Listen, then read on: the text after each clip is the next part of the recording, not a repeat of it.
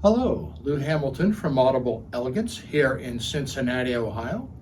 We are located a couple doors north of the Montgomery Inn, right across the street from Montgomery Cyclery.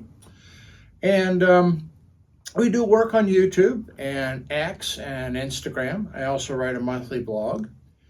And tonight I thought we would go into my favorite products over 38 years. So grab your little pen and paper. For you guys who are used buyers, well, there's something to look at and consider. But keep in mind that they are aged, so you have to kind of watch out. I think the first product that I found amazing was something that I wasn't even selling at that time, and that was the original quad ESL57. I rebuilt a set, and at that time, Quad of England was still, owned by the family. When I explained to them what I was doing, they were kind enough to send me all the repair parts with a kind letter that said compliments of Quad.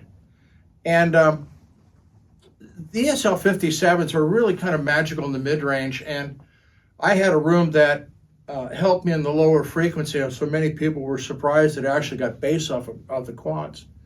I always had a fond memory for them, and they had their limitations. They certainly were not party speakers by any stretch of the imagination, but that was probably the first one in my audio history that really grabbed my attention. The next one that came along was when I first started being a dealer and a company first started being in existence, and that was Martin Logan.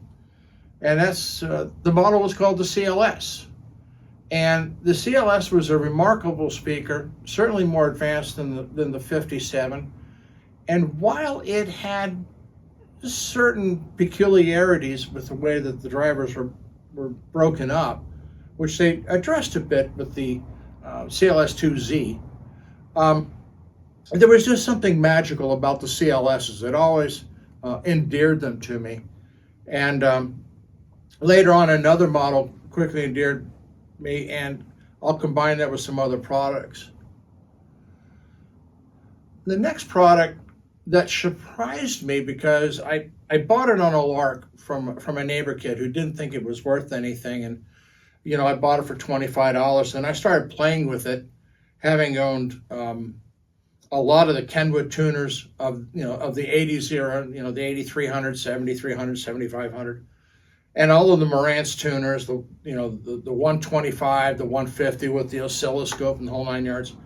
As I bought from this young man a Sansui TU-717 tuner, and to say it was remarkable was an understatement. An incredibly musical piece, and I thought, well, maybe this is kind of a fluke. So I put it to the side, and I acquired the Kenwood L07T, which was their high-end tuner, and another, I think it was from Yamaha, their high-end tuner. And I loaned all three pieces out to someone who is incredibly good in home audio, and he's quite a scientist. And he came back very quickly saying, 2 of them are crap, and where can I get a Sansui? Because it's just an incredibly musical piece. And there's still bargains today, although what's available on FM, I can't speak for your local market. A lot of radio stations still are trying to run with 2-to-1 or 3-to-1 compression ratio so that they're always loud. So, a quality tuner is going to reveal that everything sounds like an 8-track tape, which has no dynamic range. And by the way, that's also why they refer to having music on carts, because that's what they really were. They were 8-track tapes. So the Sansui tuner was kind of a fun piece. The next one came out of nowhere. And it was known as the Naim SBL, separate box loudspeaker, which when built, the cabinets were matched to within 1/10 of a gram of each other. That was the precision of Naim audio in that day.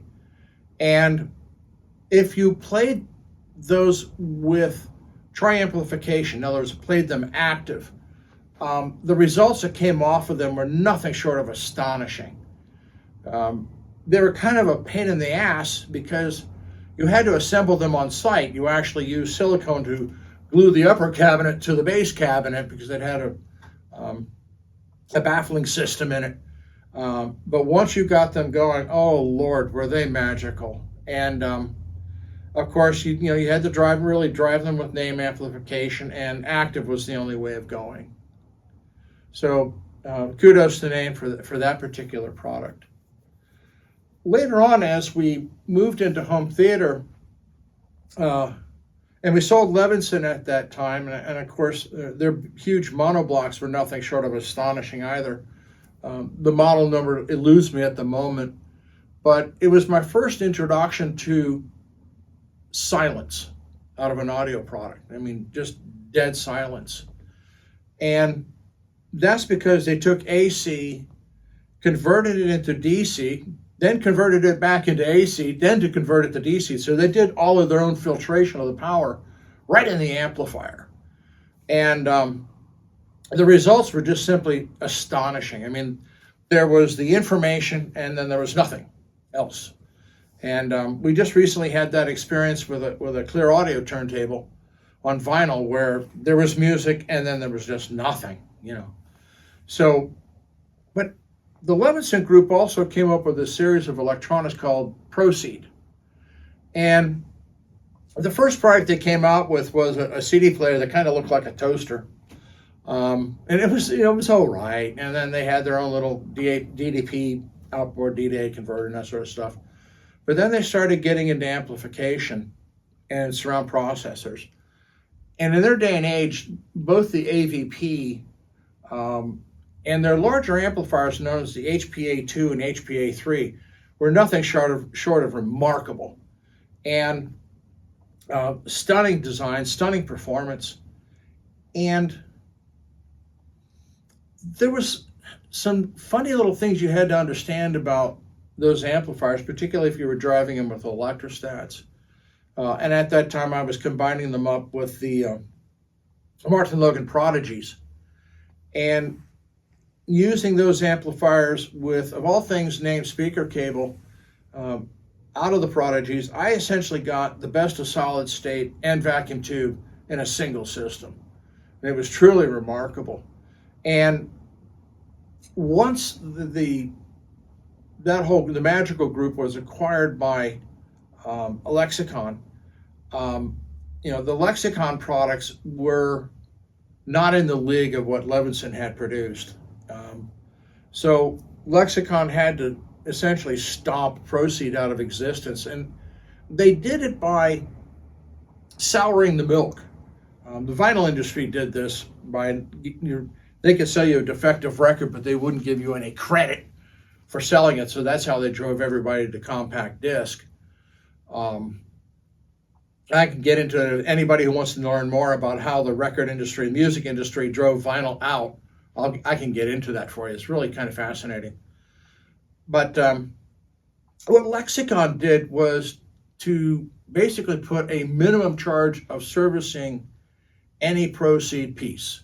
I mean, if you had a display out, you had a light out, channel out, it really didn't matter. Whatever you sent into them had a minimum charge of $1,000 for service, which completely tanked the value of the product, and that was their goal. And so it was a particularly sad end to a really brilliantly designed series of products. And you can still run across the HPA series. But keep in mind now, those are 20, 25 years old. You've got cap issues. I have an employee who has one that probably the filter caps and the power supply have gone, so he can't even get it to turn on and stay on, So keep that in mind as I go through all these products, that they're special to me and special events, but and they may serve you well, but be very careful. Just don't assume that because I said they're a great product that when you get it, it isn't going to be a nightmare.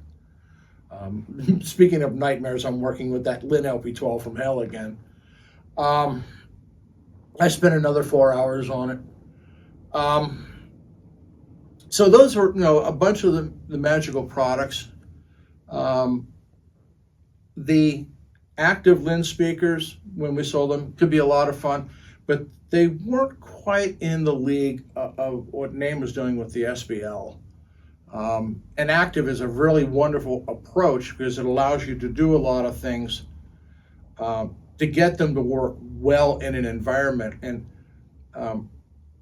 you know, it's why in car stereo a lot of the systems are active, because they can actually make things happen in the environment that they're working in. So, but active can be counterintuitive. So don't assume that if you need more bass, you turn the bass up, or you need less bass, you turn it down, because sometimes actually the opposite is true. Kind of a fun area. If anybody's interested in knowing, you know, what was the first audiophile speaker that I ever purchased, and I purchased them locally here from a company called Audiophile Sound Studio. They were in Terrace Park, and they were a pair of Magnepan MG-IIs, which eventually became the representative as a dealer for a while. And Magnepans are not for everybody.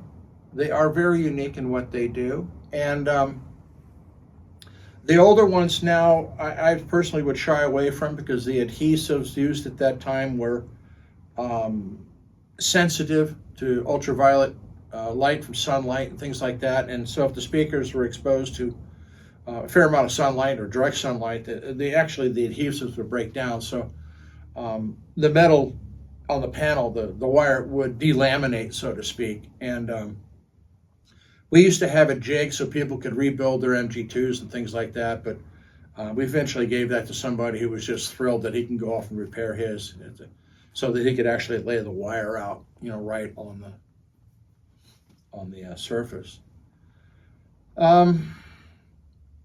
As everybody knows, I have a love affair with Linn LP12s, but one of the most fascinating tables I ever ran into was known as the transcriptor. A fascinating table, not a world-class table by any stretch of the imagination. Maybe in her day she was, but it was a lot of fun to play with. So that, because of its unique appearance, I guess that's why I put it in one of my fond memories. Never owned one, but I certainly worked on 2 or 3 of them. So that's a bunch. So they worked on some of the oracles, and I enjoyed those tables as well.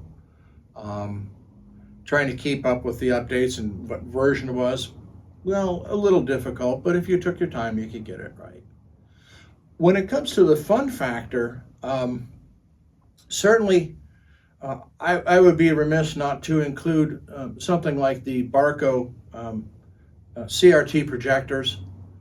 We were the first people in this country to combine both Lucasfilm THX sound with high definition television. We did a display here in Cincinnati, actually at the convention center. At that time, the high definition was only available through the Japanese system called Muse. And but it was just kind of so remarkable, because it was the beginning of amazement in the video world, where up to that point everybody was competing about their little 35-inch CRT, and then they got 40. And eventually it tried to make them a little larger, and as long as you had a forklift, you could deliver them. But that was kind of the beginning of the fun factor, and my introduction to really start doing home theater. We're going to do a lot of videos coming up on home theater. I'm actually going to cut another one tonight, because the parameters of home theater and the parameters of high-end audio, while very similar, I have distinct differences. But I was trained to do all the focusing and such on 3-gun projectors, and today folks have it easy because they're just always right. 3-gun projectors, you really had to watch the drift and everything else, and power supply boards that if you touched them you would see God early, and quicker than you wanted, I should say. And but Jim, who was the representative of Barco, and we eventually did light cannons. It was just a fun product. It really, really was. And I think that's what it's all about when you're either doing this for audio or home theater. It's fun. I mean, that's really the core. And if it's a problem or you have to go through a lot of gyrations to enjoy it, you take the fun out of it, you know. So certainly the Barco products were a lot of fun. Martin Logan, as I said, has continued to do some really interesting things with their products. But I would be remiss to leave out a really special combination, which were the Aerial 10Ts in combination with Jeff Rowland products. At that time, we had the 3s, the 5, the 7 monoblocks. And the combination with the Aerial 10Ts was just nothing short of, you know, astonishing. And the Aerial 10Ts are still a remarkable speaker by any standard, extremely musical. The Rowland equipment, he certainly has surpassed it with his later designs, but they were no slouch. I mean, his amplifiers at that time, whether it be the 5 or 7, you could toast 3 or 4 of the output transistors and the amplifier would just continue to play along just fine. You know, you'd actually have to go in with a multimeter and try to figure out, okay, which one is it, sort of thing. And we did that, but just remarkable product out of an amazing gentleman for Jeff Rowland himself, and certainly Aerial with Michael. Michael's a tremendous gentleman as well. So as I said, we're very pleased to have some of his latest designs in the store, and we'll continue to add to it because they just sing music and that's it. So those are kind of the products that, you know, stick out in my mind over 38 years. There's certainly a lot of other good tables that are fun and remarkable, but these were kind of like, wow, and in some cases I actually got to own a few of them. Other ones I could only dream of owning them. Sold them, but I could never afford them. So those are kind of the products that I have fond memories of, and look them up if you find them anytime, and just give them a listen, and keep in mind that some of the designs are now dated because it's been long. I mean, you know, your fascination with a brand new car of the 80s or 90s, when you look at it today, you kind of go, yeah, you know, and that's how that is. You have to kind of look back and put it in perspective. So hope that was fun for you folks tonight, and thank you very much.